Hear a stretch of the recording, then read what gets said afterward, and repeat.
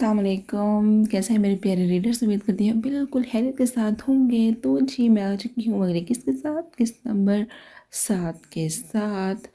ہمیشہ کی طرح ہی گزارش کروں گی جنہوں نے ابھی تک چینل سبسکرائب نہیں کیا وہ سبسکرائب کر لیں، جنہوں نے اور سبسکرائب کر لیا وہ پلیز لائک کر دیا کریں، کامنٹ کر دیا کریں، بتا دیا کریں آپ کو کیسا لگ رہا ہے۔ بہت کم لوگ ہیں جو اپنی رائے کے ساتھ کرتے ہیں، ان کا بہت شکریہ۔ اور چلیں جی اب ہم اپنے ناول کی طرف چلتے ہیں اس واقعے کے ساتھ کہ آپ لوگ جہاں بھی رہیں خوش رہیں، ہنستے مسکراتے رہیں، اور مجھے بھی اپنی دعاؤں میں یاد رکھیے گا۔ اوکے جی، پھر ہم اپنے ناول کی طرف چلتے ہیں۔ کوربیار کس نمبر 7۔ پی جان کی طبیعت قدرے بہتر تھی، انہیں ہاسپٹل سے آئے ہوئے بھی تقریباً ہفتہ ہونے والا تھا۔ میرال بھی اپنے گھر چلی گئی تھی، مگر حرین اس دن کی گئی ابھی تک واپس نہیں آئی تھی، اور وجہ سبھی جانتے تھے، مگر عریب کو اس وقت اس کی کمی بہت محسوس ہو رہی تھی، کیونکہ پی جان اسی کی آس لگائے بیٹھی تھی۔ وہ کافی دیر تک ان کا دل بہلاتا رہا، مگر اسے حیات کی طرف جانا تھا۔ نگہت کو وہ ساتھ لے کر جا رہا تھا۔ امی آپ تیار ہیں تو چلیے ہم امی آپ تیار ہیں تو چلے ہم، عریب نے ان سے پوچھا۔ تیار ہوں، نگہت بیگم وائٹ کلر کے خوبصورت کپڑوں میں ملبوس پروقار لگ رہی تھی۔ عریب سیدھا ہوتا باہر نکلا تھا، مگر ذہن اس کا منتشر ہی تھا، اس سے بھی جان کا رونا دیکھا نہیں جا رہا تھا۔ ابھی ڈاکٹر نے سخت ہدایت کی تھی کہ انہیں زیادہ سے زیادہ خوش رکھنے کی کوشش کریں۔ نگہت اس کے ساتھ ہی فرنٹ سیٹ پر بیٹھی ہوئی تھی، جبکہ عریب سنجیدگی سے لب بھیجے ڈرائیو کرنے میں مصروف تھا۔ عریب بیٹے، واپسی پر بھی ساتھ کی طرف سے ہو آئیں گے، حرین ہی نہیں آئی ہے کافی دنوں سے۔ انہوں نے ہی خاموشی توڑی تھی۔ عریب نے سر ہلایا، حالانکہ دل اس کا بھی کہہ رہا تھا کہ حرین کو جا کے لے آئے، مگر خود سے کیسے کہے، دونوں میں تو بالکل بھی تکلفی اور یہاں تک کہ دوستی تک نہ تھی کہ وہ دونوں ایک دوسرے سے مخاطب ہوتے۔ حیات کا گھر آ گیا تھا، گاڑی مین روڈ پر ہی ایک سائڈ پر پارک کی اور وہ انہیں لیے گلی میں آ گیا۔ نگہت کو ساتھ لانے کی وجہ یہ تھی کہ وہ اکیلا جائے گا تو لوگ الٹی سیدھی نگاہوں سے دیکھیں گے۔ ارے بیٹا آؤ آؤ، منیبا نے جیسے ہی دروازہ کھولا عریب کو دیکھ کر وہ خوش دلی سے بولی اور انہیں اندر آنے کا راستہ دینے لگی۔ نگہت نے ہی پہلے سلام کر کے اندر قدم رکھے۔ عریب سر جھکائے اندر آ گیا۔ آنٹی یہ میری امی ہیں، عریب نے تعارف کروایا۔ میں سمجھ گئی تھی بیٹا، منیبا نے انہیں اپنے کمرے میں ہی بٹھایا تھا۔ عریب کو کچھ جھجک تھی، نگاہیں بھی اسے جھکائی ہوئی تھی۔ حیات بیٹی نہیں ہے؟ بھائی مجھے تو اس سے ملنے کا بہت ہی شوق ہے، عریب نے بتایا تھا کہ بڑی ہی معصوم بچی ہے۔ اتنی میں حیات بھی آ گئی تھی، سرمئی دوپٹہ کرینے سے سر پر جمائے اسے دونوں کو سلام کیا۔ نگہت نے ساتھ لگا کر پیار کیا تھا۔ اور کیسی لگی میری بہن؟ عریب نے پوچھا۔ بہت اچھی ہے، میری توقعات کے برعکس اتنی چھوٹی سی معصوم سی گڑیا ہے۔ نگہت نے حیات کو پیار بھری نگاہوں سے دیکھا، وہ چھنپ سی گئی۔ آنٹی عریب بھائی نے مجھے اپنی بہن کہا ہے، اور دیکھیے گا میں بہن ہونے کا حق بھی ادا کروں گی، میں بالکل انہیں اپنے سگے بھائی کی طرح سمجھتی ہوں۔ امی مجھے تو مفت میں بہن مل گئی، عریب مسکرایا۔ پریشی لوازمات سے بھرا ٹرے اندر لے آئی اور چھوٹا سا میز درمیان میں رکھ کر اس پر ٹرے رکھ دی۔ امی ہماری ایک چنی منی سی بہن یہ بھی ہے، عریب نے پریشی کو مسکرا کر دیکھا۔ نگہت نے اسے بھی ساتھ لگا کر پیار کیا۔ بیٹا کس کلاس میں پڑھتی ہو؟ سیونتھ میں پڑھتی ہوں، پریشی نے کچھ جھجک کر بتایا۔ حمزہ کدھر ہے؟ منیبا کو حمزہ نظر نہ آیا تو پوچھا۔ امی وہ کہہ کے گیا ہے کسی دوست سے کچھ اسکول کا کام لینا ہے، پریشی نے بتایا۔ دیکھیے منیبا بہن، اب تو یہ بچے ہمارے ہیں، اس طرح کا کوئی تکلف نہیں چلے گا، عریب کل ہی ان کی شفٹنگ کرواؤ۔ اچھا نہیں لگ رہا ہے، عریب بھائی نے پہلے ہی اتنا کچھ کیا ہے۔ حیات شرمندگی سے گویا ہوئی۔ بیوقوف لڑکی، اپنے سے کوئی تکلف نہیں چلتا، تم بہن ہو میری، اب ساری ذمہ داری مجھ پر عائد ہوتی ہے۔ میں بالکل نہیں کچھ سنوں گا، عریب نے کچھ ٹپٹ کے ہی کہا تھا تو وہ خاموش سی ہو گئی۔ کچھ دیر بعد ان دونوں نے پھر اجازت لے لی تھی، کیونکہ بہزاد شاہ کی طرف بھی جانا تھا۔ جس وقت وہ ان کے ہاں پہنچے 8 بج رہے تھے، حرین اور میرال کے تو خوشی سے پاؤں نہیں جم رہے تھے، کیونکہ بڑی امی خود آئی تھی۔ بہزاد تم نے تو میری بیٹی کو بیچنا ہی چھوڑ دیا ہے، وہ حرین کو اپنے پاس بٹھائے ہوئے تھی، جبکہ عریب لب پھینچے خاموش ہی بیٹھا رہا۔ زری بیگم مارے باندھے ان کے درمیان موجود تھی۔ بڑی امی وہ گھر کی کچھ مصروفیت تھی، حرین نے خود ہی عذر پیش کیا۔ اسی وقت اریب کی چٹتی نگاہ اس پر پڑی۔ بلو پرنٹڈ کپڑوں میں اپنے سادہ حسن سے بے بہرا، بہت ہی معصوم اور دلکش لگتی کہ وہ کئی لمحے حیرت زدہ سا رہ جاتا تھا۔ بھابی، میں سوچ رہا تھا کہ حرین کو بھی جان کے پاس کچھ دنوں کے لیے چھوڑ دوں گا۔ میرے کچھ آفس کی مصروفیت بڑھ گئی۔ بے شانی زری پر جتاتی نگاہ ڈال کر گویا ہوئے زری بیگم دنیا جہاں کی بیزاری سموئے اپنے میک اپ زدہ چہرے کے ساتھ بیٹھی تھی، کیونکہ انہیں وہ زبردستی ان کے پارلر سے بلا کر لائے تھے۔ پھر حرین کچن میں چلی گئی تاکہ وہ کھانا وغیرہ تیار کرے، پھر اسے اریب شاہ کے اسپاٹ انداز سے بھی کچھ گھبراہٹ سی ہو رہی تھی۔ آپ بھی اریب بھائی پانی مانگ رہے ہیں؟ اسفند کچن میں آ گیا تھا۔ یہ گلاس ہے، فریج سے بوتل نکال لو، لے جاؤ۔ میں بھی آیا، وہی کہہ کر کچن سے نکلا۔ جب تک حرین برتن وغیرہ سیٹ کرنے لگی تھی کافی دیر ہو گئی، تو اریب خود ہی آ گیا۔ وہ تو بکھلا ہی گئی، نگاہیں تو لرز کر سرخ رخساروں پر جھکی۔ وہ اپنی اسمارٹ اور ڈیشنگ مردانہ شخصیت لیے اس کے روبرو تھا۔ شاید میں نے پانی مانگا تھا اسفند سے۔ سوری، وہ پتہ نہیں کدھر نکل گیا۔ جلدی سے پھر سے بوتل نکالی اور پانی انڈیل کر گلاس میں نکال رہی تھی کہ زری بیگم تنقیدی اور ناگوار انداز نے حرین کے ہاتھ پاؤں پھیلا دیے۔ اریب الگ خجل سا ہو گیا، گلاس لیا اور چلا گیا۔ کیا کہہ رہا تھا؟ وہ کڑے تہبروں سے پوچھنے لگی۔ جی کچھ نہیں کہہ رہے تھے، پانی لینے آئے تھے۔ وہ تو شرم سے گڑ کر رہ گئی۔ دیکھو حرین، میں جو کچھ تمہارے ساتھ کروں گی تمہارے بھلے کے لیے کروں گی، زیادہ اریب کے آگے پیچھے ہونے کی ضرورت نہیں ہے۔ مجھے جب تمہاری شادی وہاں کرنی ہی نہیں تو تم بھی اپنے قدم روک لو۔ حرین نے حیرانگی سے زری پر نظر ڈالی۔ کتنی آسانی سے وہ یہ بات کہہ رہی تھی۔ انہیں احساس نہیں تھا کہ بچپن کے رشتے ایک پل میں تو نہیں توڑے جاتے، بلکہ وہ شروع سے اپنے نام کے ساتھ اریب کا نام سنتی آ رہی تھی۔ اتنی آسانی سے وہ یہ کیسے بھول جائے جب کہ وہ اس کی نس نس میں بسا تھا۔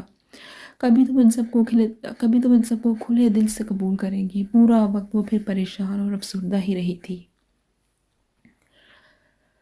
فجر کی نماز پڑھ کے تسبیح لے کر وہ پڑھنے لگی۔ صبح ہی وہ اٹھنے کی عادی تھی، کوئی نماز اپنی قضا نہیں ہونے دیتی تھی۔ گھر کے تمام کام نپٹانے کے بعد دوپہر میں ظہر کی نماز کے بعد کچھ دیر سوتی ضرور تھی۔ مرال اور معراج دونوں کالج چلے جاتے تھے۔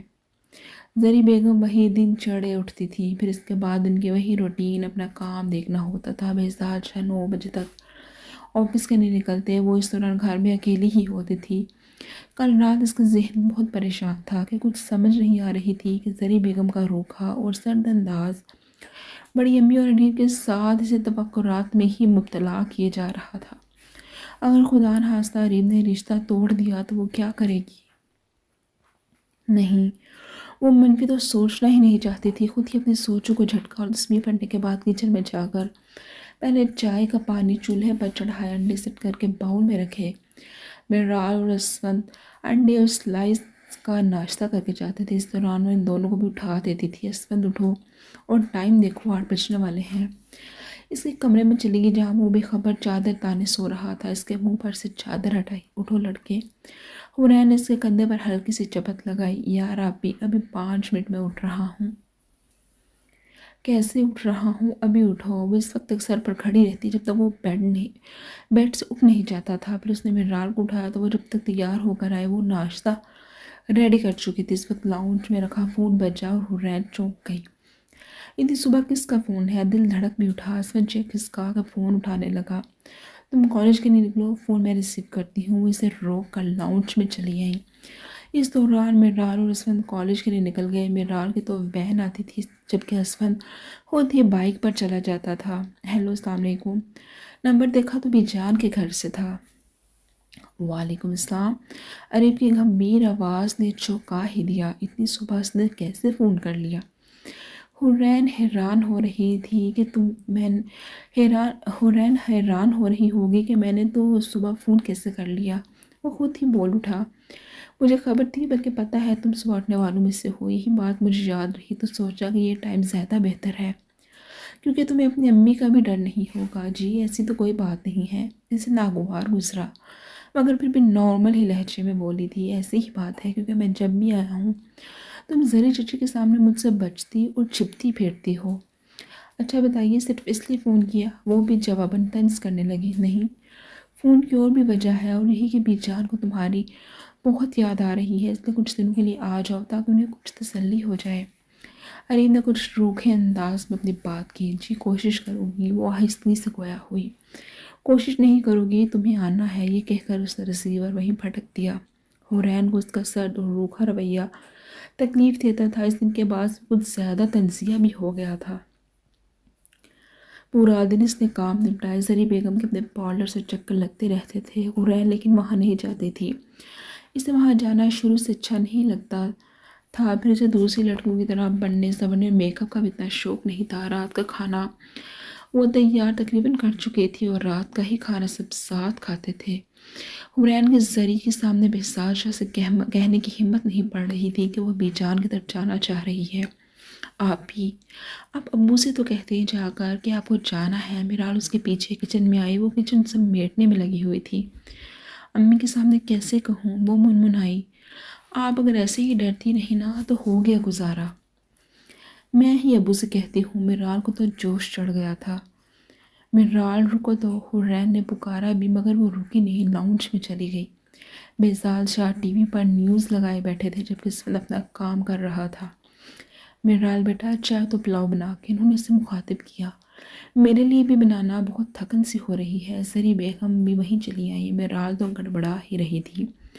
ابو وہ آپ ہی کو بھی جان کے پاس تو بھیج دیں، ان کا فون آ رہا ہے۔ میرال نے جھجکتے ہوئے کہا۔ حورین کو میں نے جانے سے منع کیا ہوا ہے، وہ نہیں جائے گی۔ زری بیگم تو سنتے ہی اشتعال میں آ گئی۔ تم ہوتی کون اس پر پابندیاں لگانے والی؟ بہزاد شاہ کو غصہ آ گیا۔ ماں ہوں اس کی، نہیں جائے گی حورین۔ زری جب تمہاری میرے آگے نہیں چلتی تو کیوں مجھ سے ضد باندھتی ہو؟ بہزاد شاہ نے ٹی وی آف کیا اور اپنی قہر برساتی نگاہیں ان پر ڈالی۔ لیکن اب چلے گی امی، آپ اس طرح غلط کرتی ہیں۔ آپ کو نہیں ملنا تو نہ ملیے، مگر ہم لوگوں کو تو نہ روکیے۔ میرال نے پھر مداخلت کی۔ تم چپ کرو، بڑوں کے معاملے میں مت بولا کرو۔ زری بیگم نے اسے جھڑک کر رکھ دیا تھا۔ جب بڑے غلط ہوں اور غلط بات کر رہے ہوں تو چھوٹوں کو بولنا ہی پڑتا ہے۔ بہزاد شاہ نے ایک اور طنز کا تیر اچھالا۔ حورین سے کہو وہ تیار ہوئے۔ ابو میں نہیں جاؤں گی۔ وہ ان کی بحث تکرار سن کے پریشان سے چلی آئی۔ بہزاد شاہ نے حیرانگی سے دیکھا۔ کیوں نہیں جاؤ گی تم؟ امی کو اچھا نہیں لگتا ہے وہاں جانا۔ ارے تمہاری ماں کو اپنے علاوہ کبھی کچھ اچھا لگا ہے؟ اتنے سال سے میں یہی دیکھتا آ رہا ہوں، اپنے آگے سے کوئی نظر کہاں آتا ہے؟ بہزاد شاہ کی بات نے زری بیگم کو تو آگ ہی لگا دی۔ بند کرو اپنی بکواس۔ یہ گھر میرا ہے، یہ اولاد میری ہے، سنا تم نے؟ اور کچھ بتاؤں؟ شوہر ہوں تمہارا، کوئی ملازم نہیں جو تم چیختی رہتی ہو۔ بہزاد شاہ بھی پھٹ پڑے۔ میرال اور حورین دونوں ہی لب کچل رہی تھی۔ وہ کسے سمجھاتی جبکہ زری بیگم کی ہر بات ہی غلط تھی اور انہیں ٹوک بھی نہیں سکتی تھی، اور بہزاد شاہ کی ہر بات معقول تھی۔ وہ ہر بات لحاظ سے صحیح تھے، صبر کرنے والے تھے، مگر ان میں ایک خامی تھی، انہیں غصہ بہت جلدی آتا تھا۔ دونوں ہی افسردگی میں مبتلا وہاں سے ہٹی۔ مزید ان دونوں کی تکرار نہ دیکھ سکتی تھی اور نہ ہی سن سکتی تھی، جبکہ یہ تو روز کا ہی معمول تھا۔ بہزاد شاہ اپنی ماں کے پاس بیٹھ گئے۔ وہ اتنے مجبور اور لاچار تھے کہ وہ اس فیصلے پر آئے۔ ان کے دونوں بھائی باوج ہک دھک رہ گئے، کیونکہ آج تک ان کے خاندان میں ایسا نہ ہوا، نہ ہی دیکھا تھا۔ بہزاد تم ہوش میں تو ہو، کیا کہہ رہے ہو؟ فرزند شاہ نے انہیں ٹوکا۔ بھائی جان میں بہت عاجز آ گیا ہوں۔ بہزاد کے چہرے سے واضح تھا وہ عاجز آ گئے ہیں۔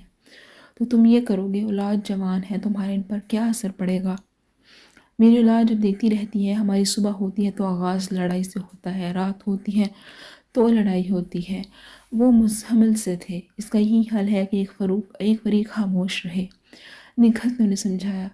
بھابی جان اس طویل عرصے میں خاموش ہوں، لیکن اب برداشت کی حد ہو گئی ہے، اس کی سمجھ میں کچھ نہیں آتا۔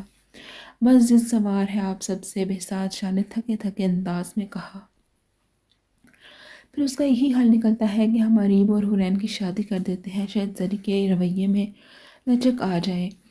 زمینہ خاتون بولی۔ حورین ہی راضی نہیں ہوگی، اسے بھی جنون سوار ہے، اس کی ماں راضی خوشی سے رخصت کرے تو ہی وہ شادی کرے گی، ورنہ نہیں۔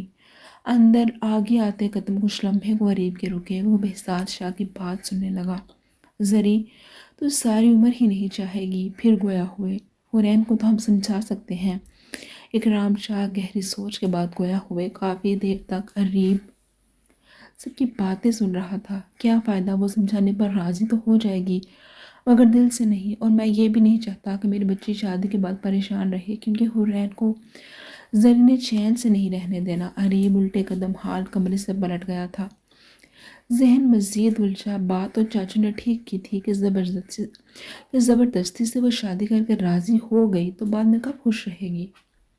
وہ گہری سوچ میں گم اس طرف آ بیٹھا تھا جہاں رافع اپنا پسندیدہ چینل لگائے بیٹھا تھا۔ چونک کر اریب کو دیکھا۔ اریب بھائی خیریت تو ہے، اتنے خاموش سے کیوں ہیں؟ اس نے پرتشویش لہجے میں پوچھا۔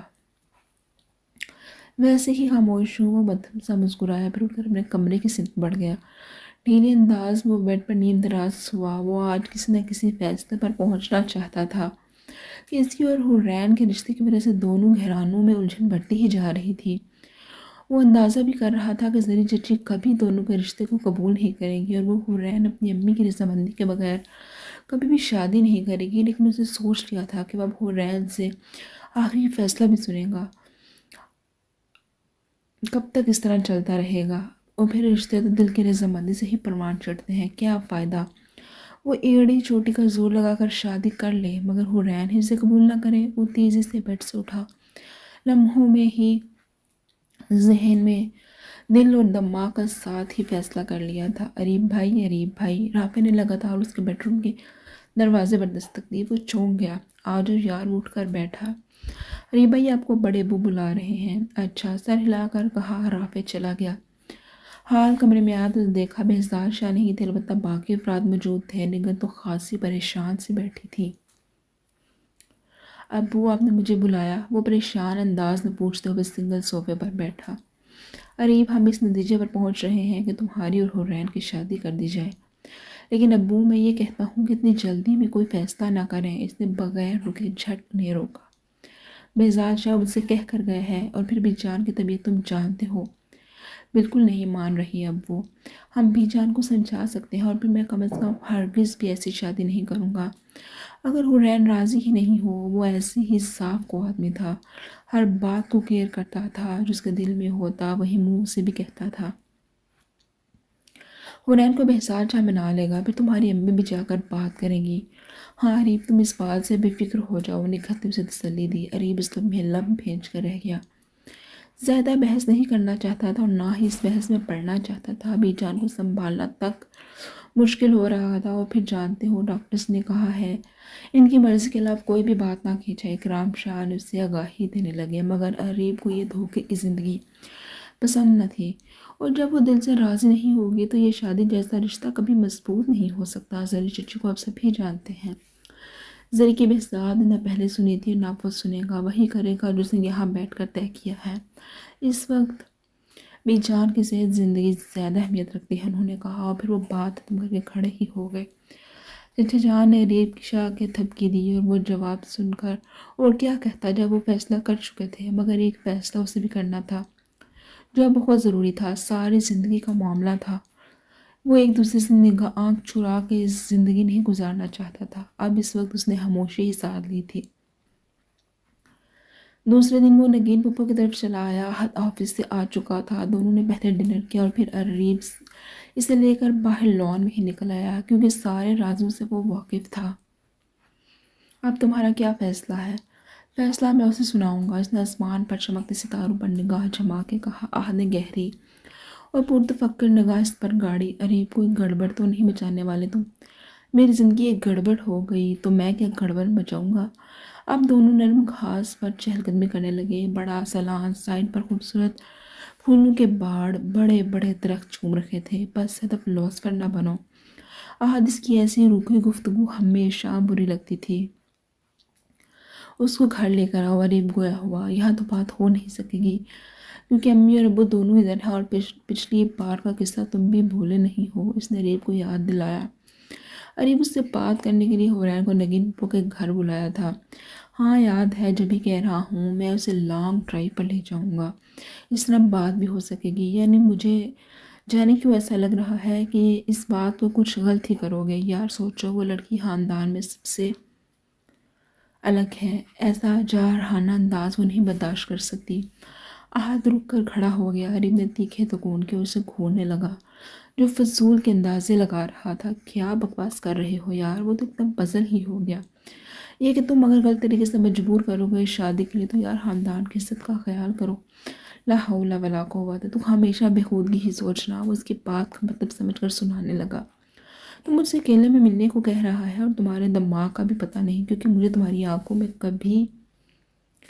کبھی حورین کے لیے وہ جذبات نظر نہیں آئے جو ایک لڑکے کے لیے اپنی اتنی خوبصورت منگیتر کو دیکھ کر آتے ہیں۔ ہر چیز اور ہر ایک بات کا ایک وقت ہوتا ہے، مجھے اچھا نہیں لگتا سب کے سامنے اس طرح کی فضول حرکتیں کرتے پھروں۔ وہ جھنپ گیا، دونوں چلتے چلتے تھک گئے تو گھاس پر لیٹ گئے۔ دودیا روشنی پورے لان میں پھیل گئی تھی، ہوا چل رہی تھی، پودے اور درخت جب ہلتے تو اور زیادہ ہوا لگتی۔ یا لڑکیاں پھول کی طرح ہوتی ہیں، اگر ان بس ذرا سی پیار بھری نگاہ کی برسات کر دو تو وہ کھل سی جاتی ہیں۔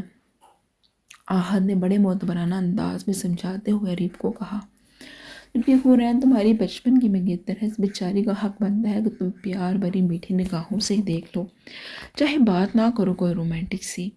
خیر میں پھر تمہیں بتا رہا ہوں، جب وقت آئے گا ان کو کوئی شکایت نہیں ہوگی، لیکن وقت سے پہلے بالکل نہیں۔ وہ عام لڑکوں کی طرح تو نہ تھا جو ہر وقت ڈائیلاگ بولتے ہیں۔ اس نے اپنے جذبات چھپا کے رکھے ہوئے تھے کسی خاص موقع کے لیے، تاکہ اس کے جذبات میں نیا پن لگے۔ اس سے پوری زندگی محبت بھری رومانٹک ڈائیلاگ بولنے پڑے وہ بولے گا، مگر وقت سے پہلے اپنے جذبات اس پر آشکار نہیں کرے گا۔ اتنا تو پارسا، تو نے امریکہ میں اتنے سال گزارے لیکن ایسی دھکیا نوسی ہو۔ احد کو اس پر غصہ آنے لگا، پھر اٹھ کر بھی بیٹھ گیا اور اریم کے ہونٹوں پر مسکراہٹ ٹھہر گئی، کیونکہ احد اسے بول رہا تھا، میری اصول الگ ہیں، میں جو بہتر سمجھتا ہوں وہ کرتا ہوں۔ وہ تفخر زدہ انداز میں بولا تھا، یہ جو تم لیٹ مار رہے ہو نا، تمہارے ایسے انداز پر وہ جھٹ سے ہی انکار کرے گی یار۔ میرے لب و لہجے میں انداز میں آنکھوں میں محبت سمو کر اس سے بات کرو تو دیکھو قدموں پہ چل کر وہ بیٹھ جائے، فوراً شادی کے لیے رضامند ہوگی۔ بس رہنے دو، میں اسے جانتا نہیں ہوں کتنی ٹیڑھی ہے، 1 انچ نہیں ہلے گی۔ پھر کیوں بات کر رہا ہے، چھوڑ۔ احد اپنی پینٹ کو ہاتھوں سے جاڑتا ہوا کھڑا ہو گیا، کل کے بعد چھوڑ دوں گا۔ کیا مطلب؟ احد نے چونک کر پوچھا۔ ارے میرا مطلب ہے اگر اس کی مرضی کی ہے تو پھر ہی تو بات آگے بڑھے گی نا، اگر زبردستی شادی ہو گئی تو ساری زندگی مجھے الزام دیتی رہے گی۔ اریم نے جھٹ بات سنبھالی، ویسے اس سے پوچھنا فضول ہی ہے، ماموں جان اور اکرام ماموں نے تو تمہاری شادی کا سوچ ہی لیا ہے، اب اس قصے کو چھوڑ دو۔ میں کل 5 بجے گھر آؤں گا، کیونکہ سنڈے ہے، گھر پر تم بھی ہوگے، لیکن دھیان سے پپو کو نہ پتہ چلے ورنہ گڑبڑ ہو جائے گی۔ اسے نگین پپو سے بھی ڈر لگ رہا تھا، کیا بات ہے اب دونوں کے سارا ٹائم یہیں گزاریں گے۔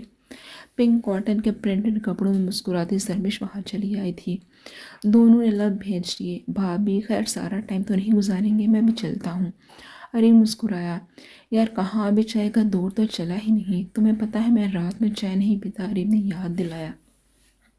انیب بھائی، آپ کو تو ابھی سے حورین کو اپنی ساری پسند ناپسند سے آگاہ کر دینا چاہیے۔ زرمش نے چھیڑا، یہ نواب ہے، سب کچھ اپنے محل میں کریں گے، روبرو بیٹھ کر، پہلے سے نہیں۔ احد اکثر بے باک بھی ہو جاتا تھا، بکواس کم کیا کرو۔ اریم شرما گیا، زرمش کو ہنسی آ گئی۔ ویسے حورین کے مزاج کا بھی پتہ نہیں چلتا کہ کیا پسند ہے اور ناپسند ہے، زرمش نے کہا۔ دونوں ہی روکھے پھیکے، خدا جانے آگے کریں گے کیا، احد کو یہی پریشانی رہتی تھی۔ وہی جو تم کر رہے ہو، اریم نے مسکرا کر کہتے کان میں سرگوشی کی، اور احد کی تو حیرانگی سے آنکھیں پھیل گئیں۔ اریم اور ایسی مانی خیز بات، اس سے پہلے وہ اسے پکڑتا۔ اریم ان دونوں کو سلام کرتا ہوا نکل گیا۔ زرمش احد کی شکل دیکھتی رہ گئی، یار یہ تو اپنے ہی قبیلے کا ہے، بس خود پر خول چڑھایا ہوا ہے۔ وہ زرمش سے مخاطب ہوا، سنو کل تم نے حورین کو کس طرح بھی بلانے کے لیے راضی کرنا ہے، اریم اس سے بات کرنی ہے۔